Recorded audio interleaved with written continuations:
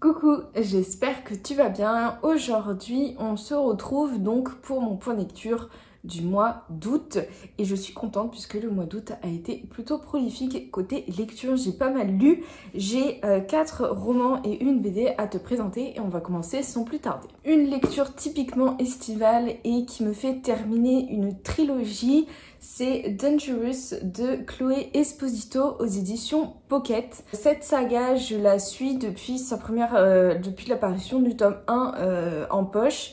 Et en fait, c'est un thriller avec une héroïne qui s'appelle Alvi, qui a une sœur jumelle. Et pendant que Alvi mène une vie vraiment pourrie à Londres, et ben c'est sa sœur, elle a une villa absolument magnifique avec une piscine magnifique en Italie. Elle a une vie de rêve, elle a un mari absolument canonissime, elle a un petit garçon magnifique, etc. Et un jour, du coup, la sœur d'Alvi lui propose de la rejoindre en Sicile pour s'occuper de son fils. Alvi accepte, et sauf que là, tout part un peu en cacahuète. Alvi devient une espèce de tueuse en série, sauf que Alvi, elle est complètement tarée. Elle a des petits problèmes d'addiction à la drogue, au sexe, et elle adore tuer. On suit cette héroïne qui est complètement folle, qui est complètement barrée, qui a clairement un problème, mais qui est très rigolote. C'est clairement une lecture qui sort clairement de ma zone de confort. C'est un thriller, on n'a que des meurtres. Voilà, c'est vraiment pas ce que j'ai l'habitude de lire et pourtant j'adore mais tellement cette saga. Le tome 1 je l'avais adoré, je pense que de la trilogie c'est le tome 2 qui est peut-être le moins bon. Le tome 3 est franchement génialissime, j'ai trop aimé le tome 3. Du coup ça termine cette lecture et vu que ça se passe à chaque fois dans des endroits un peu de rêve, donc le tome 1 se passe vraiment tout en Italie. Et ça se passe en général aussi à la période de l'été et c'est vraiment trop bien, j'ai adoré. Et vraiment si tu cherches un thriller pour l'été qui prend pas trop la tête non plus, qui enchaîne les meurtres etc mais qui est pas glauque, vraiment je te le recommande parce que moi j'ai adoré. Fin août, j'ai terminé une duologie qui n'est nulle autre que King of Scars, donc le tome 2 qui est Le règne des loups, écrit par Lee Bardugo, publié aux éditions Milan. Je t'avais déjà présenté le tome 1 qui avait été pas une déception mais qui m'avait un peu laissé sur ma faim, qui m'avait laissé un petit peu sceptique quant à cette duologie. Et par contre, le tome 2 a vraiment su réélever le niveau. J'ai vraiment passé un super bon moment de lecture. J'ai retrouvé le Nikolai que j'adorais. Et ça fait plaisir parce que le tome 1, je le trouvais un peu éteint. On retrouve Zoya aussi que j'adore. Je te disais aussi du tome 1 que je savais pas trop pourquoi on nous montrait Nina aussi. Là, on a vraiment toutes les explications de tout. Ça clôture vraiment, je trouve, en tout cas l'histoire du Grishaverse qu'on a actuellement, donc l'histoire d'Alina dans Grisha, Six of Crows et du coup bah là King of Scars, vraiment ça clôture, ça apporte une conclusion générale à tout cet enchaînement de sagas, donc ça c'est plutôt cool. Il y a juste les toutes dernières pages qui m'ont laissé sceptique parce que ça reste une porte ouverte sur autre chose et je n'apprécie pas tellement ce qui a été sous-entendu. Au final, c'est vraiment un livre que j'ai vraiment bien aimé, mieux que le tome 1. Et juste au niveau éditorial, je regrette qu'ils aient pas fait le même traitement que le tome 1. Le tome 1 était tout brillant.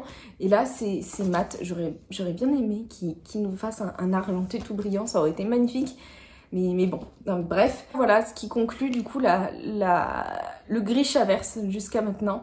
Et vraiment, j'ai été quand même contente de découvrir tout cet univers. Et je pense quand même que malgré tout, c'est Grisha que je préfère comme saga de cet univers. Grisha, c'était vraiment super bien. Six of Crows, j'ai vraiment eu du mal à accrocher.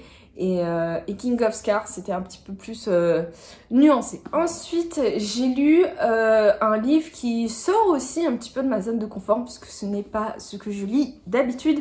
Il s'agit de Arsène Lupin, l'aiguille creuse de Maurice Leblanc, ici aux éditions Hachette Roman. Je te l'ai présenté dans un book haul, je l'ai acheté à Etretat et donc forcément j'avais envie de découvrir Arsène Lupin. Ce que j'ai fait, et franchement, mais j'ai adoré ce roman-là. C'était vraiment super bien. On suit du coup un jeune homme qui s'appelle Beautrelet, Isidore Beautrelet. Et en fait, il enquête sur Arsène Lupin, il essaie de percer les mystères qui l'entourent. Et donc, il le pourchasse. Et en fait, à chaque fois qu'on croit que Arsène Lupin va se faire avoir, qu'Arsène Lupin a perdu la manche, et ben on se rend compte qu'en fait, il avait tout prévu. Et c'était vraiment juste super bien, j'ai adoré, vraiment. En plus, l'écriture de Maurice Leblanc est assez fluide, assez simple. Pourtant, ça a été écrit à une époque où ils aimaient bien en faire des tartignoles à l'époque. Mais là, vraiment, non, c'est très fluide à lire, c'est facile à lire. Et j'ai adoré, voilà, c'était juste, mais trop bien, quoi. Par contre, la fin m'a clairement brisé le cœur. Mais bon, voilà, c'est comme ça. Mais c'était vraiment, genre, super bien. Et du coup, ça m'a donné envie aussi de découvrir la série Lupin avec Omar Sy qui a été faite sur Netflix. Je l'ai déjà lu et je t'en parlerai du coup dans ma prochain update film et série. Mais en tout cas, petit spoiler, elle était vraiment cool cette série. Mais en tout cas, le livre était génial et ça m'a donné envie de lire un petit peu plus de livres sur Arsène Lupin. Ensuite, j'ai lu un roman qui m'a bien rafraîchi pendant les diverses canicules. Ça a été La cour des ouragans de Victor Dixon, publié chez Robert Laffont dans la collection R. C'est le tome 3 de la saga Vampiria. Et on conclut un espèce d'arc avec ce troisième tome, puisque l'auteur à la fin dans les remerciements nous précise que la suite on suivra un autre personnage, je crois que c'est Raphaël en plus, un de mes préférés, un de mes personnages préférés, clairement j'adore Raphaël. Mais du coup dans ce tome 3 on continue de suivre Jeanne qui va se retrouver à rechercher un prince pirate. C'est vraiment une lecture qui a été parfaite pour moi cet été et surtout qu'en plus j'ai lu pendant les canicules et en fait même si ça se passe du coup aux Antilles, Pirates des Caraïbes, tout ça un peu, et ben en fait c'est très glacial comme ambiance parce qu'il y a des vampires et c'est très rafraîchissant, vraiment ça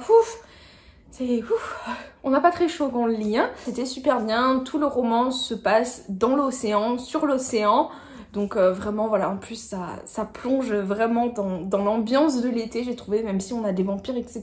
Et c'est vraiment un tome où il se passe plein de choses pour plein de personnages.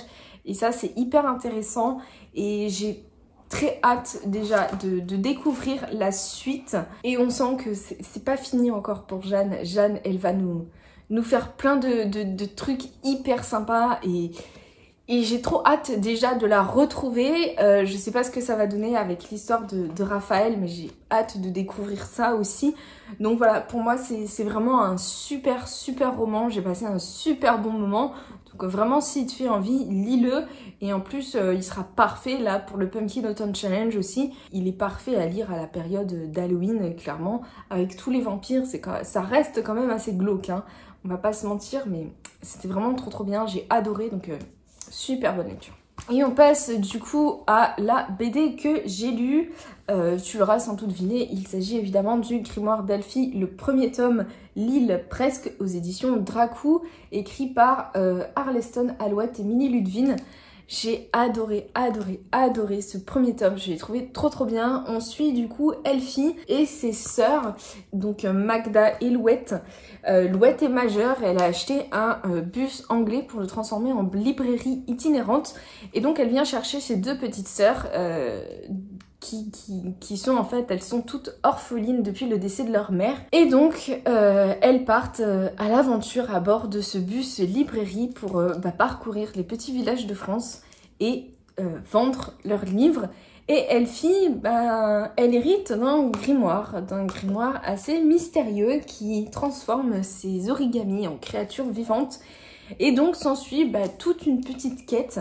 On peut clairement lire ce tome-là tout seul et ne pas enchaîner avec la suite puisque on a un début et une fin dans cette histoire-là. Mais il y a d'autres tomes qui sont et qui vont être publiés. Je te parlerai d'ailleurs du tome 2 très bientôt. Mais en tout cas, j'ai vraiment trop aimé, que ce soit l'histoire, que ce soit les personnages, que ce soit le graphisme. Vraiment le graphisme, j'ai adoré. Je trouve les pages vraiment super belles. C'est trop bien construit, c'est trop bien fait. Les couleurs sont hyper vives et pétillantes comme Elfie. Et vraiment, c'est très mignon à lire. Les trois sœurs ont vraiment une super belle relation. Et vraiment, ce début de saga, en tout cas, est super bien fait. Ça se passe en Bretagne, là, au bord de la mer, sur une île. Donc, c'est parfait pour lire l'été aussi, hein, très clairement. Et j'ai passé un super bon moment. Et je suis très contente d'avoir découvert cette saga de BD là. J'ai acheté le tome 2, tu l'as vu, et j'ai déjà lu le tome 2, donc tu l'auras dans mon point lecture de septembre. Et j'ai très hâte de lire le tome 3 qui va se passer en Alsace à la période de Noël. Donc forcément ça va être génial. Et donc voilà pour cette BD qui a été un joli coup de cœur. Donc voilà déjà pour mon point lecture de septembre. J'espère que cette vidéo t'aura plu. N'hésite pas à dire dans les commentaires si tu as lu certains de ces livres aussi, ce que tu en as pensé, si on a des avis divergents ou pas. Nous on se retrouve très bientôt dans une prochaine vidéo. Bonne lecture, à bientôt.